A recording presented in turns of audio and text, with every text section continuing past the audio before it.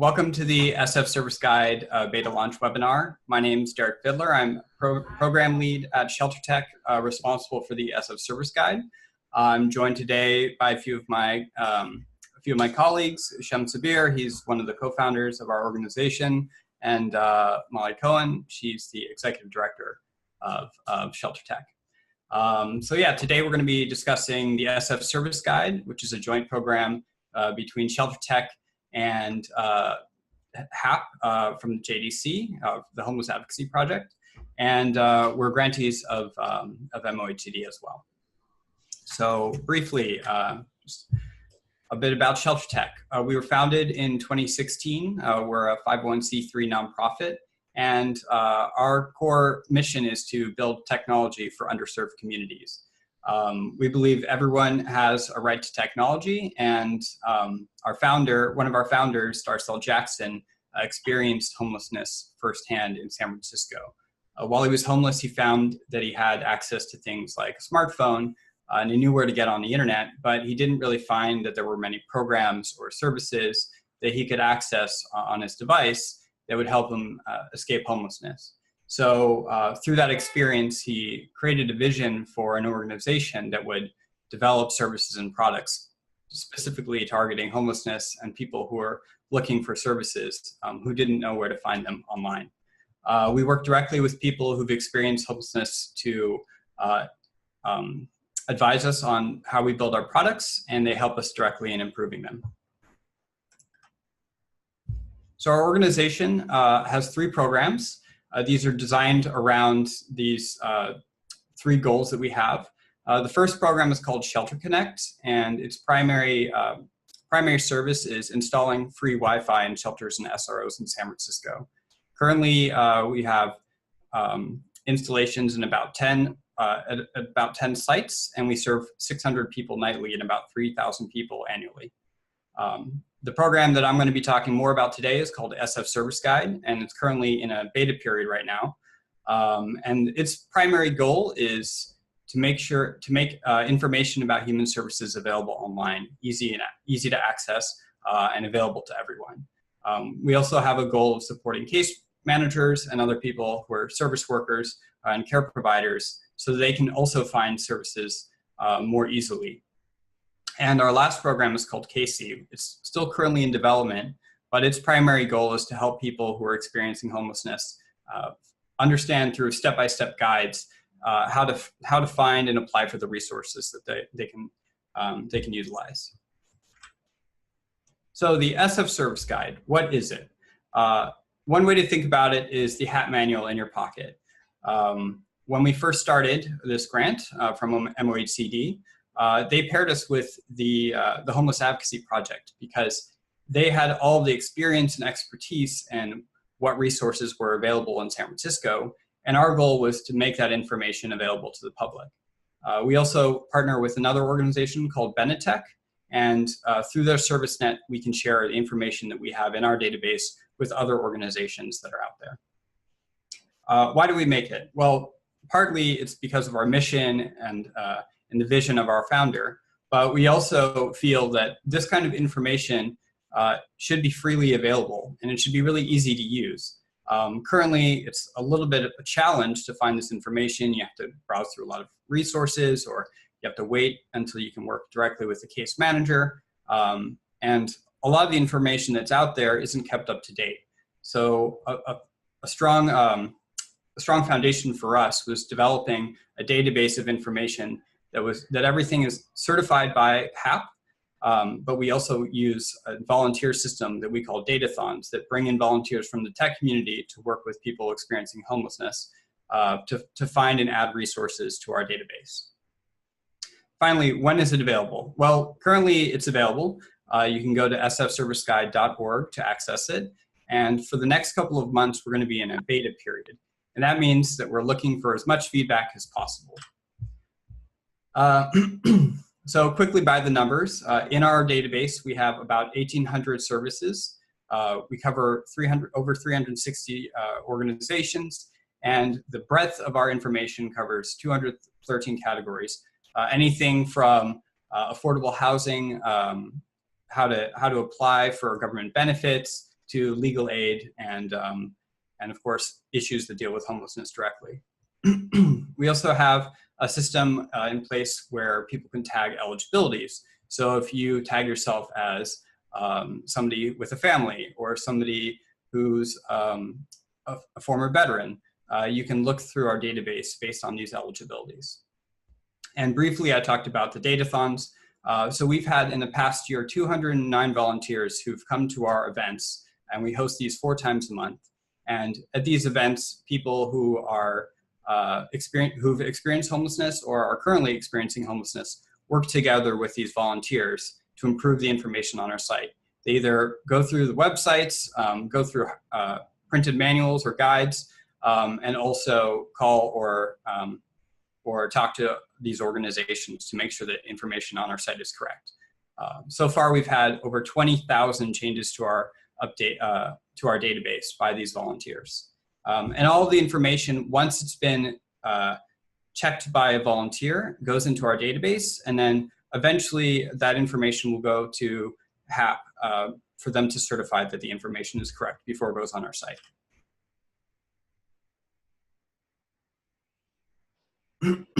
So for the next couple of months, we're going to be in a beta. And what that means is we know that the site isn't perfect, and we've tried to do as much testing and talking to organizations as possible up to this point, but we know that there's definitely going to be some things that we should improve and change. So for the next couple of months, we're going to be doing these 3 things to make sure that this program is as successful as possible and is useful to all of the MOHCD grantees that might utilize it. So what we're looking for from you after this webinar is to go to the site and check it out and leave us feedback. There's going to be a thing that pops up that I'll explain a little bit later that allow you to do on-site trainings with your organization. And these trainings are designed to have about 15 to 20 members of your staff have a more intimate training with one of our somebody from our organization, and they'll show you exactly how to use the SF service guide and how to get the most out of it. And the third thing we're trying to do is one-on-one interviews with you and your organization. And those are designed for us to learn as much as possible about what you do and how we can continue to build products and programs and services that support you in your jobs. So I'm going to briefly go through our product, SF Service Guide, and you can take a look at and how it works.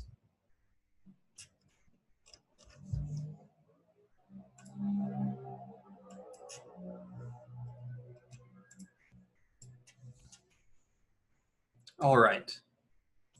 So hopefully everyone can see my screen right now. So this is the SF Service Guide. This is going to be the first thing you see when you open the page. It's going to be asking you for your location. We ask for your location so that we can provide resources that are close by to you. You can hit allow, hopefully, and that will help us find the resources that are closest to you. So this is our landing page. Here you'll see in the center a big search bar, and you can search the resources that we have that way, either by keyword or by name. If you know an organization that you're looking for, you can just type that in. Or if you're just trying to find some general information or general resources, say for a group of people or a client that you have, you can search by keywords as well. Below that, we have our top 6 categories. You can browse resources by category doing this. And then below that, a very similar thing with eligibility. So we have anything from seniors to transitional age youth, homelessness, and other eligibilities. And then below that, we have these content blocks. And right now we have legal and basic needs. And the idea behind this is to make sure that we surface content that's valuable to you and easy for you to find. If we find that legal and basic needs are not things that you're using, our plan here is to change this out so that this information that's below on the page is the stuff that you'll be accessing the most frequently. And you may have noticed this little penguin here saying hello. So this, in the bottom right-hand corner, in this little blue circle with the chat icon in it, is a built-in chat feature in our website. And this basically will allow you to communicate directly with people on our team to let us know your feedback. So as I mentioned before, we're in a beta period. We know that certain things on our site will need to improve. Perhaps it's a listing about your organization that you think could be worded differently or may have incorrect information. All you have to do is click on the little blue icon in the corner, and you can type in at any time to let us know your thoughts or feelings about what you're seeing on the site. The first time you come to the site, there's a kind of a walkthrough that we've developed for you to go through, and this will allow you to access a feedback survey that we've created, as well as sign up for those one-on-one interviews and group trainings. And I'll walk you through that really quickly. If you click on MOHCD webinar, it's going to ask what organization that you work for. So I'm just going to put in my own. It'll ask if you're interested in the on-site trainings. Next, it'll ask about the user research one-on-one interviews. One thing I want to mention about those is we do have a budget for that, and we would like to compensate you for your time if you are interested in doing those. And lastly, your name and contact information. And you can choose whether you prefer to be contacted via email or by phone.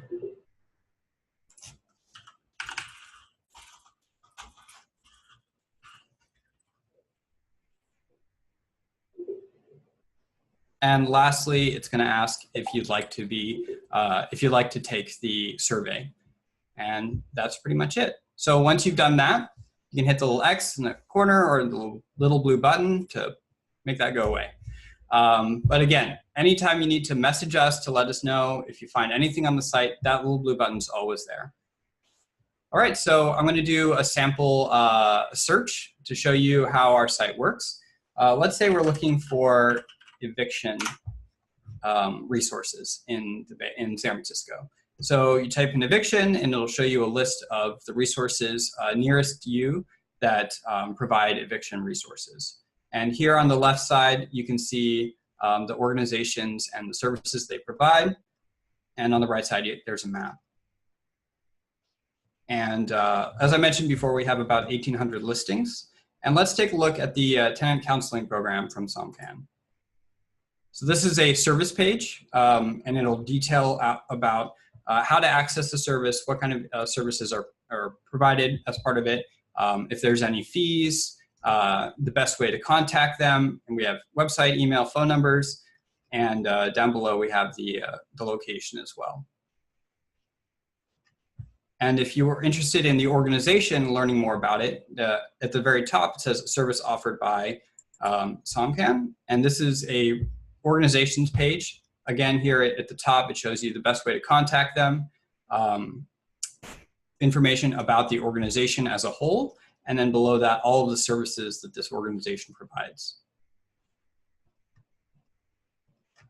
And you may notice this organization's been HAP certified. Anything in our database that HAP has verified to be factually correct, you'll see this little badge marking that it's been verified by them.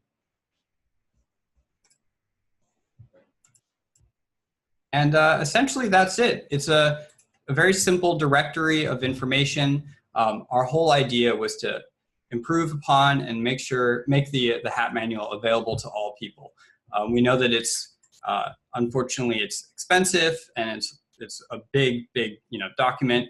And hopefully our SF service guide will allow you to find the information that you found in the HAP manual much more easily, and it'll of course be updated all the time.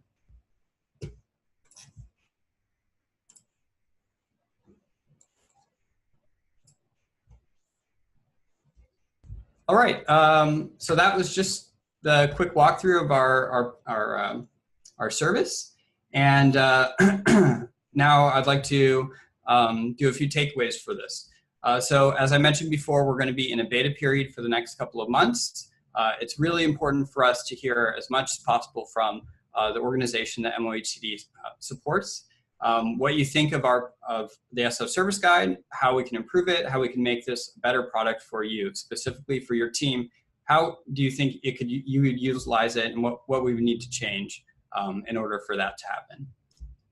One thing that we did notice on the site is that sometimes if you're on a mobile device, it won't display quite correctly. That's a known issue, and we're going to fix that by the end of March. And just a reminder, so the three things that we're really hoping for in this period are as much feedback as possible, and we'd love to do on-site trainings for you and your staff. And of course, the one-on-one interviews so we can learn more about your organization and the work that you do. All right, that's pretty much the whole webinar presentation. I think we can open it up now to any questions that anyone has, and I'm happy to answer them. If you'd like, oh, it sounds like Barry would like to get unmuted. Hashem? Yeah, actually, Barry is not muted, so. Hey, Barry, welcome. If anyone has any questions, you can type them into the chat, and I'll try and answer them as best as possible.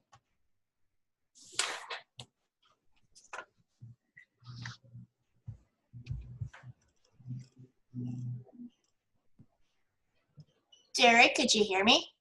Yes, I can hear you. Oh, this is Yolanda. I want to ask which organization gets to be in the service guide? Like, how do you select these organizations to be listed? Yeah, so the initial list that we have of the 360 organizations, we derive that list from the HAT manual. Are you familiar with the HAT manual? No, I'm not.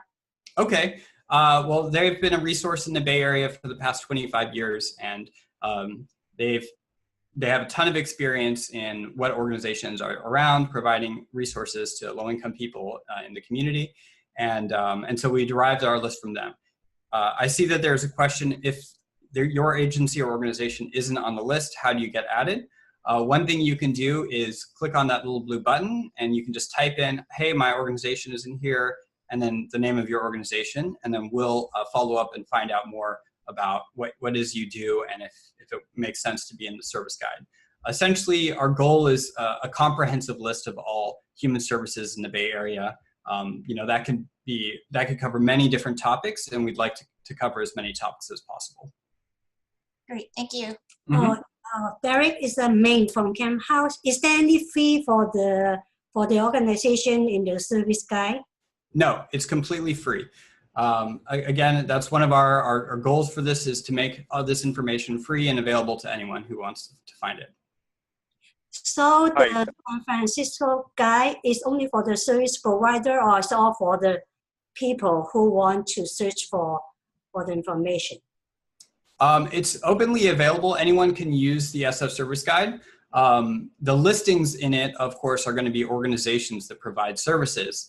But it is freely open to the public, and that's one of our goals, is to make sure that this information is freely available. Okay. Hi, can people hear me now? Yes. Hey, Barry. Oh, great. Hi. Yeah, I don't know what's happening there. I regularly use Zoom, but something didn't catch. Anyway, so I'm sorry I joined a few minutes late, and I don't know if Kim or anybody from MoCD gave a chance to give an overview. Did that happen, or can I just give a little bit of framing for this? No, we haven't done that. Go right ahead. Great. So thank you so much, Derek and Isham and Molly and all the folks at ShelterTech. This is one of our grant-funded programs, but we have been keenly interested in this process because we know that a lot of you have services, either we fund or don't, in most cases do, at least partially, and we want to make sure that we can help people find you. We've had that request from some of our grantees as well, just kind of understanding, and we know that understanding where to go, and we know that this is generally a challenge, not just in San Francisco, but in other communities as well, to figure out who knows what. And issues like, going to somebody's office and they only know certain resources, or maybe a particular person in their office only knows certain resources, and maybe that person's out this day, and those kinds of things. I appreciate the question about who is this for, and we're trying to figure out exactly how to focus this, but we know that there's a need both from individuals who are looking for services and from organizations who are charged with referring people to other services that they don't offer, or case management kind of thing. And so we're figuring out how best to tweak the interface, if you will, to direct to different audiences. And that's why when Derek was going through earlier, kind of that first option is a search box, which is maybe for the more advanced users. Kind of an, I know what I'm looking for, just give me a place to type it in. Great. And then beneath them, those larger icons of different service areas where you can click on and again, sort of, well, I don't know what to call it, but I think it's housing, so okay, I'll click housing. And those areas down below that have some specific examples with the images and the text of what those services might look like. And just an aside, one of the things that Derek and ShelterTech will be doing, for those of you that choose to sign up, and how great that there's $50, that's tempting to me, but I won't do it, is doing a little bit of a deeper dive. Do you think those should be there, or what should they look like? We're really gonna gather your input on what you think is best for you and the people that you serve. So that's a pretty exciting thing, which I hope you'll agree. I've been very involved with our Dahlia project, and I think that we've been able to have the successes that we've had to date. It's not perfect, but be able to do to date by working with folks who are really kind of right there doing this sort of thing. One other note too is that you might be familiar with other things like well, the HAP manual, which of course is the granddaddy of all, or the homeless wiki that came out of the same group as the HAP manual. Somebody I know, David Beal, worked on that. Or link-SF, or 1 Degree. There's all these many places that you can go look for services, or 211. We know that. And so what we're trying to do is 2 very important things. One is that a lot of those sites, as was referenced earlier, don't necessarily have accurate or up-to-date information on the services. So you might go there and say, oh, great, okay. Or imagine if you're someone in need of a service, you manage to go to the library, in just an example, and you look up and you say, oh, hey, free haircuts on Tuesdays over there. I'm going to take a bus over there, and you get there and the whole thing's closed. That might be the last time you ever checked that service.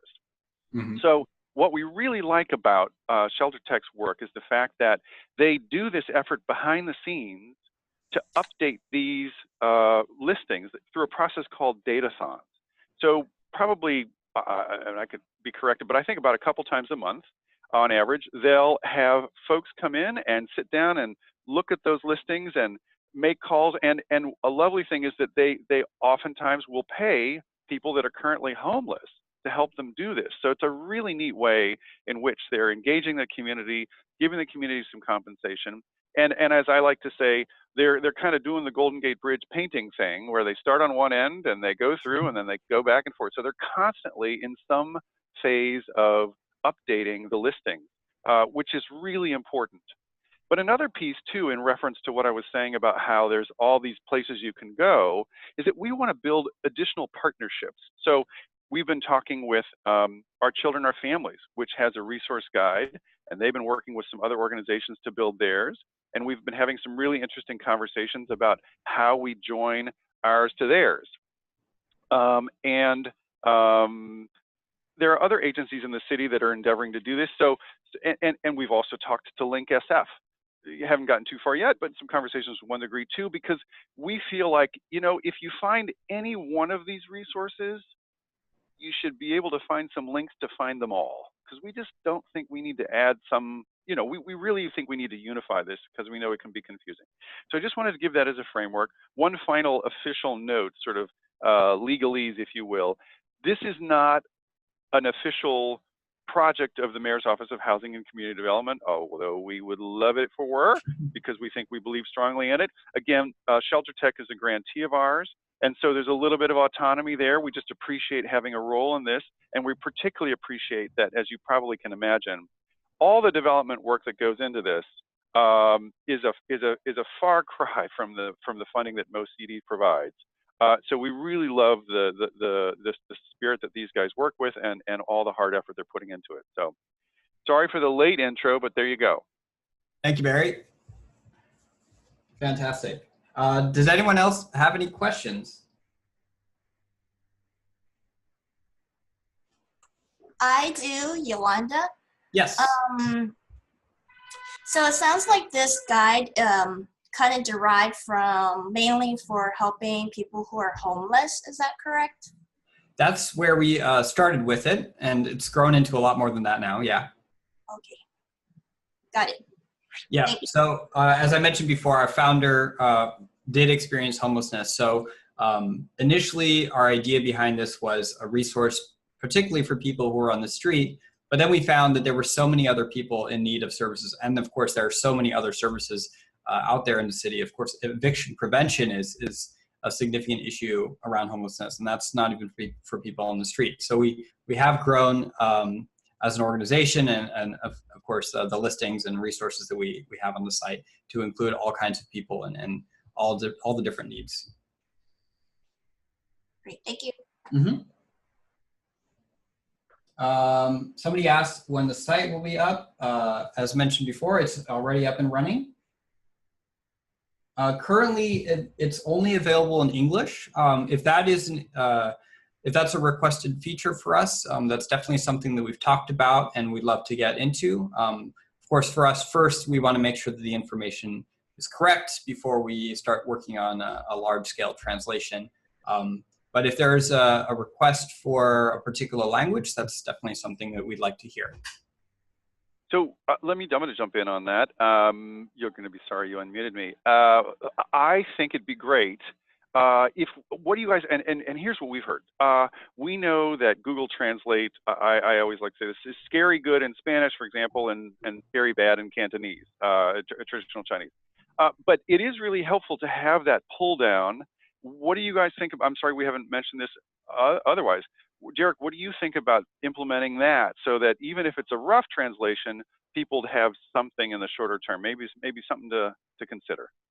Yeah, that's definitely something that we've talked about. Again, it's a matter of urgency and the communities that are using the SF Service Guide. Of course, we want to make sure that we cover as many people as possible, but with limited resources and time, we have to pick and choose which battles we want to fight first. So I would love to hear from your grantees what languages they would like to see, and then we can see how successful Google Translate is going to be at providing those, and if there needs to be more resources put into that. Yeah, well, I'm sure that yeah, longer term we'd want to do more, but it gives some people some way to get into it now. Mm-hmm, mm-hmm. At least that's what we hear in general. But anyway. Yeah, and I think part of this is also finding out who's going to be using this most. Is it going to be case managers? Is it going to be other care providers? Is it going to be your clients directly? This is a tool that's designed for anyone to use, but we don't quite know which community or audience is going to be, the most popular in terms of using it. So I think that's something that we'll end up seeing and finding out more in the future.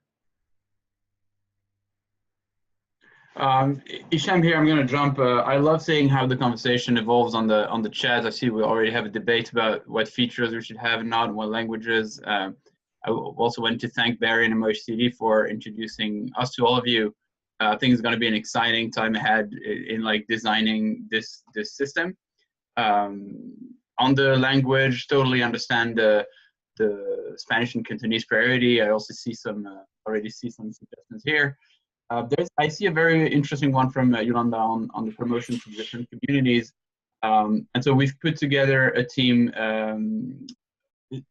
mixed team of people who are both volunteering at ShelterTech and members of the community, so people who have or who are experiencing homelessness today. And they will be in charge of promoting the platform into the homeless community. Great.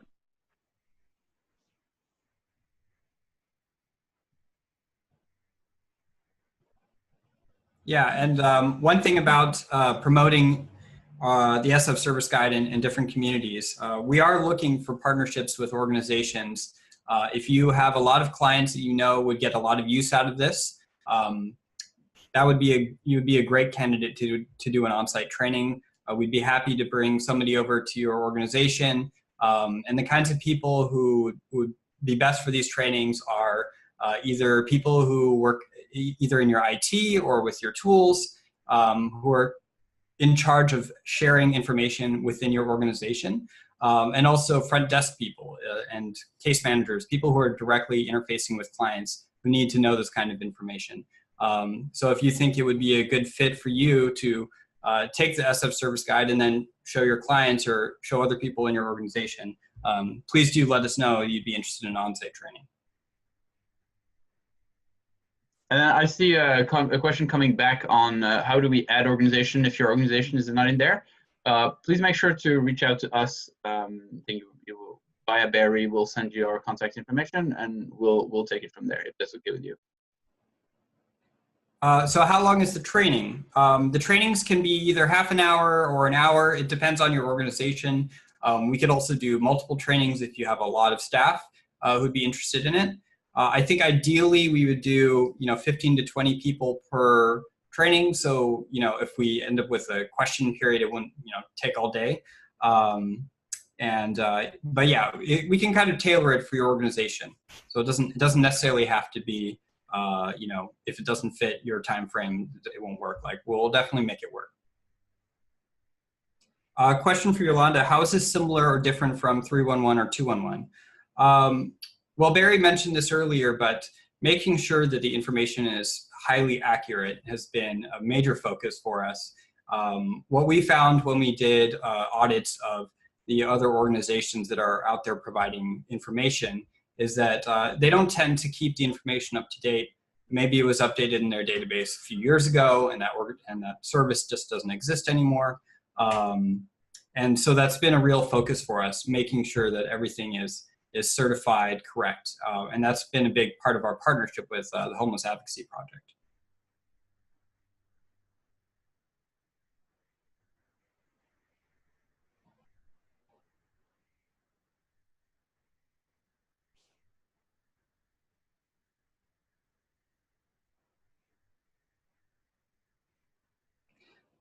Anna Vasquez, you had a question about direct referrals and intake to other agencies.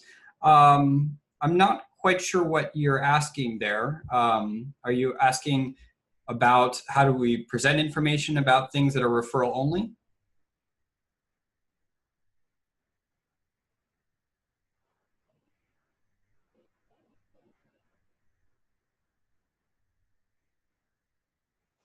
In the meantime, Tori asked, is it okay to go ahead and share this platform with clients while it's still in beta? Yes, you can definitely share it with your clients. What beta means for us is that we think that the project is in a state where people can start using it. And what we're looking for in this period is a lot of feedback. So it doesn't necessarily mean that it's not working or to expect bugs.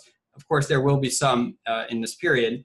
But our main focus is to try and talk to as many people as possible. If your clients end up looking at it and saying, hey, we don't like it, or we do like it, that's information that we desperately want to hear. So, so please do tell your clients about it. Derek, let me take a guess at, I think I understand Anna's question, although maybe she's clarified it here. Let me see. No, so yeah, I wonder if there's a way, it's kind of a warm handoff where somebody can say, hey, I'm checking your site here, and I've got a client sitting right here that could use that certain service. Is there a way that I can message that other agency or something, or make a connection rather than just writing down an address or a phone number to hand to my client? We currently don't have that. We have talked about being a little bit more integrated from organization to other organization communication. Currently, we do have a section on each service that says how to apply, and for many of them it says you need a direct referral. If you are the case manager who makes those referrals, at this point you would need to directly contact that organization. And of course we have the contact information there on the page to make that a little bit easier, but that is something we can discuss in the future. Great.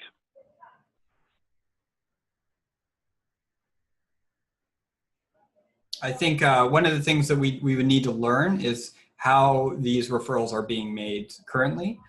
Is it as easy as you call somebody up and you ask them, or is it more there's a database, in place between organizations and it's more of a technological issue of communication.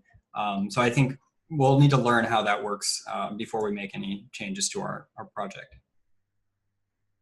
And Derek, you touch on something that that I resonate with, and I wonder if you could just comment on for folks, and that is, this idea of iterative development, the fact that you're kind of adding things as you go, and I know I appreciate words like beta and stuff like that. I imagine it's your intention to continue evolving this and to continue having, some frequency of conversations like this. I'm sure you're always kind of be open to new things. Is that, there's really kind of never a point when it's done. Is that right? Absolutely. So many of the people at ShelterTech, so a little bit more about ShelterTech. We are a volunteer-only organization. When we started, it was a few people in a room who, most of us were tech workers, and we were interfacing with people from the homeless community for the first time, and we just wanted to give back, and we didn't know the best way to do that. And as the years went by, we have developed a system where we can take people who are tech workers and they can volunteer on our project at any time that they want, and there's essentially a task list for anyone to work on at any time. And basically, as you said, it's very much an iterative process. We learn as we go from doing trainings and interviews and getting feedback on our products, talking to people, and then we translate that into product updates, product changes over time.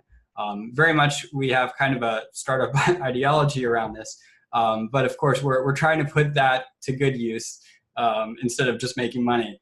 So our whole process is about learning and improving the product over time, and we always have new talent. People are really passionate and really want to give back, and we give them an outlet in terms of a project that they can work on that does actually support the community. And maybe I'll take a question from Maureen, linked to what Derek said. How often will agencies' info be updated or verified? There's two things that we run what we refer to as datathons every week. And in those datathons, we run through about 10 to 20 organizations that we verify. And so we have a priority system where if an organization is flagged as needing review, it will go into the next session. So it can be as fast as a week. If it's not flagged and we think that the information hasn't changed or is still accurate, it will take longer for it to be reviewed. So that's also why the little feedback mechanism for us and be connected with you is very important, is that we understand that you might not have the time and capacity to make the changes yourself, but at least flagging an organization for us is very useful to know, like, hey, this one should be prioritized.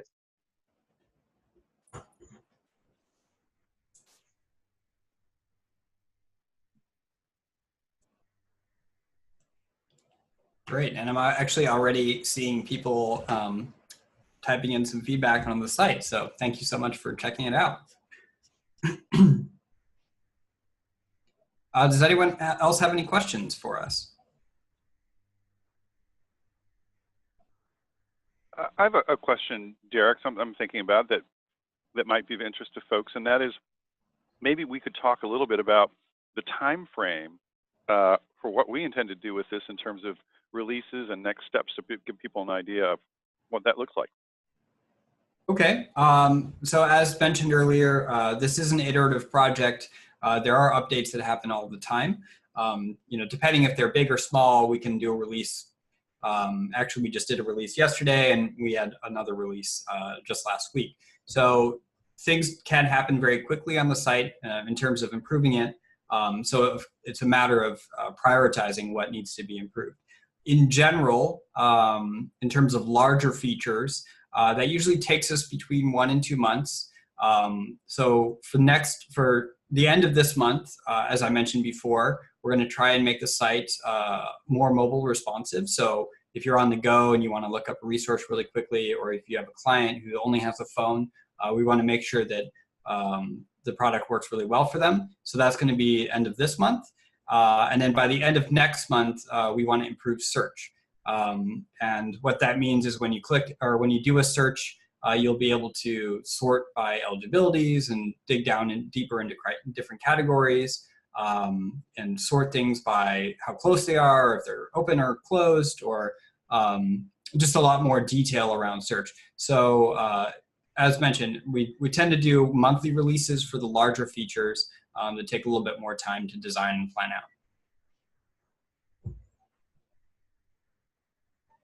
Great, that helps. And I wanted to let folks know that we're hoping, with the start of this conversation today, we're hoping that ShelterTech will have an opportunity to talk with some of you in a deeper dive fashion over the next couple weeks. It can continue beyond those couple weeks, that's great, but any input that we get over the next couple weeks can be incorporated, some of that can be incorporated into our, what we call a soft launch of this, hopefully on April 15th or thereabouts. We'd like to get that up on our website. It'll just be a link from the MoCD site to this site, so start to funnel some people that way. And then I know that ShelterTech has some great resources through Google and some other folks in how to perhaps promote this work, both on this site and their other sites. And that might happen later in the month or in the beginning of May to start to move some traffic over there. But just again, it's an iterative process. It's not that anything is launched for good and unchangeable, but just to start to begin to roll this out. I wanted to give you a sense of what that might look like.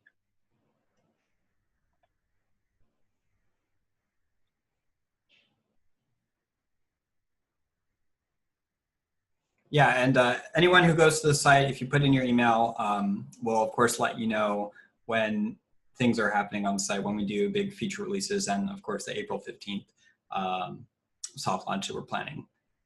All right, well, does anyone have any other questions for us?